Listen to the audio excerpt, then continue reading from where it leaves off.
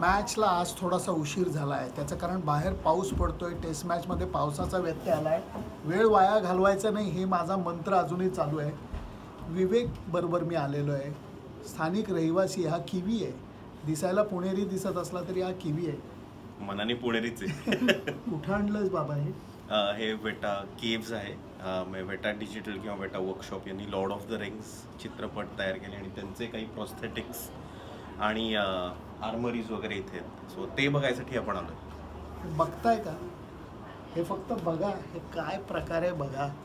कारण Lord of the rings आपण hobbit हे सगळं पाहिलं, पण त्याचे प्रोस्थेटिक्स कसे बनवले त्याचे सुरुवात आहे. टूरला अजून वेळ आहे, त्यामुळे तो अनुभव पण घ्यायचा आहे.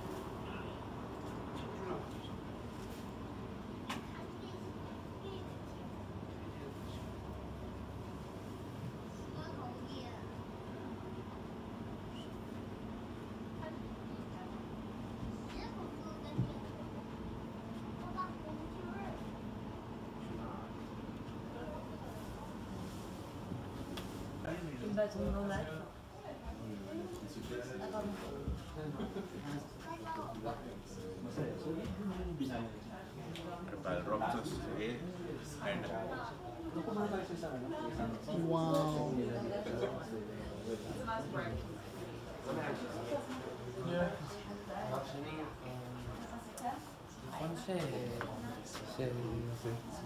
कुठं बघू आणि काय बघू असं होतं.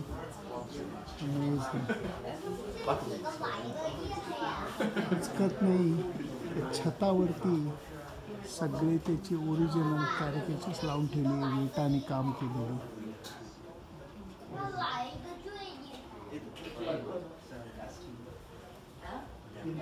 लॉर्ड ऑफ द रिंग्स मध्ये वापरलेल्या तलवारी सुद्धा इथे ठेवलेल्या आहेत.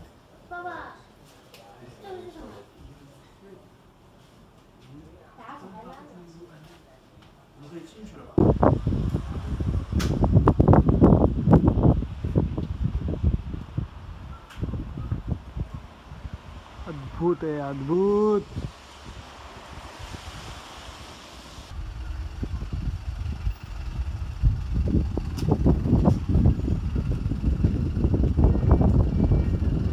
काय केलंय बघा, काय केलंय बघा.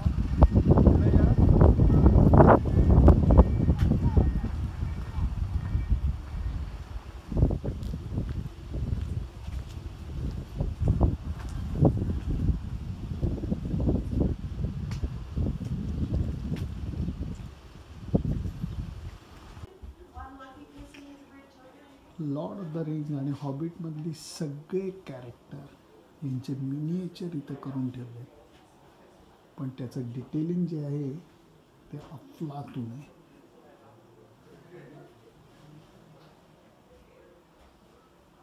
Folks, if you're on that 9:30 tour or the 9:30 combination tour, we've got about 5-6 minutes until we depart.